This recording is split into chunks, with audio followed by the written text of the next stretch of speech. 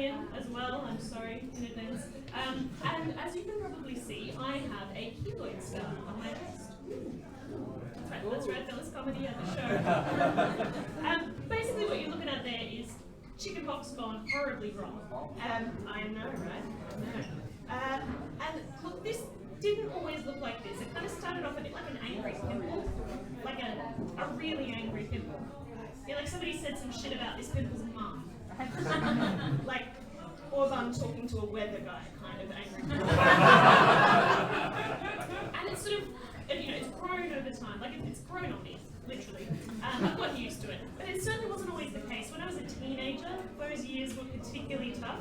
I had really bad acne as a teen, so when it came to like romance, trying to woo potential partners, my face was never going to be my A game. I had to learn to rely on other assets.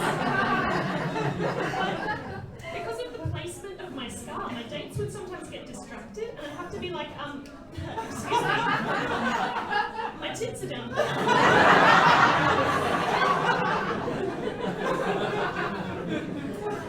My one hope for my scar is that someday I might meet Al Pacino, and he'd use me as like inspiration to make a sequel.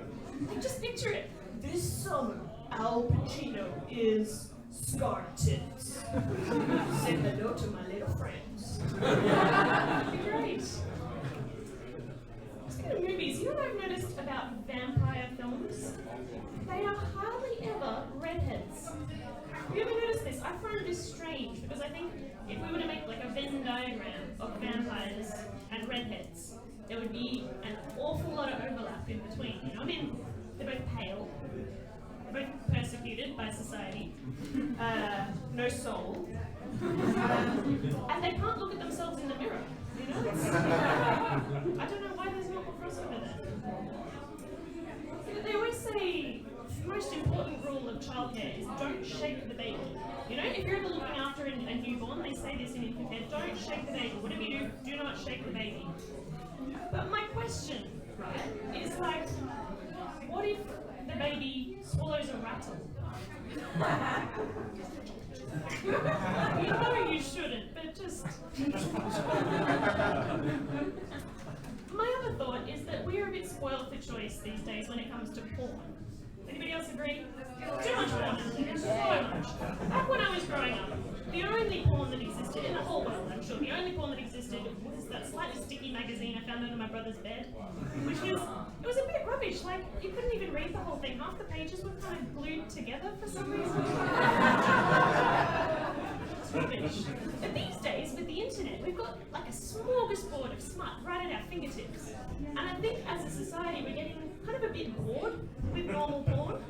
You know, it's no longer enough. We're a bit like drug addicts seeking that, higher and higher high. Hey, man, have you got more of that triple X shit? And then Kitty turns up in like a trench coat being like, no porn, but I have Motorola, Ericsson.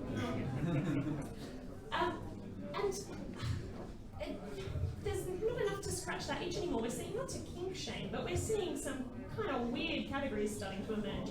Do you know that there are things like Smurf porn out there these days?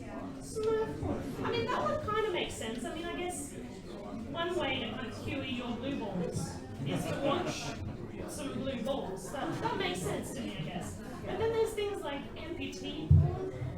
They're having a special on amputee porn at the moment, actually. 25% off. I mean, how far is this going to go? What's next? Abortion porn? Like, how far does it go? I can imagine the top video in that category. 2 girls, 1 coat hanger. Be very popular in the US, I can imagine. But what I want to see more of is more porn for women. You know, and I don't think we'd have to like reinvent the wheel. We could still use all the same ideas, the same tropes. I'm still picturing like an office, a boardroom full of men in suits and 1 woman.